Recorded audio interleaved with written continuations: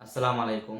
2024 সালে 12ই মার্চে যে আমাদের রমজান মাস আসছে, সেই মাসে আমরা যারাই পাবো অবশ্যই যেন আমরা প্রত্যেকে যেন রোজাগুলো রাখি। রোজার যে একটি মাহাত্ম্য বা একটি গুরুত্ব সেটাকে আমরা মেনে চলবো।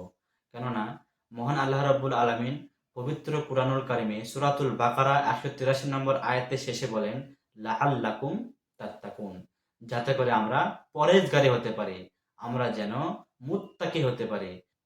এই মাস হচ্ছে ট্রেনিং মাস। 30টি দিন যেভাবে আমরা ট্রেনিং নিয়ে চলেছি, বাকি 11টি মাসও যেন আমরা এইভাবে চলাফেরা করব যেভাবে আমরা রমজান মাসে চলাফেরা করেছি। তো বন্ধুরা, শুধু রোজা আমাদের মোহাম্মদ সাল্লাল্লাহু আলাইহি সাল্লামের ওপরে যে কায়েম হয়েছে তা নয়, কিন্তু ঈসা আলাইহিস সালামের যুগে বছরে 6 মাস রোজা রাখতো। তাহলে ভাবুন তারা কিভাবে তারা রোজা রাখতো, আর আমাদের তো সামান্য মাত্র 30টি দিন।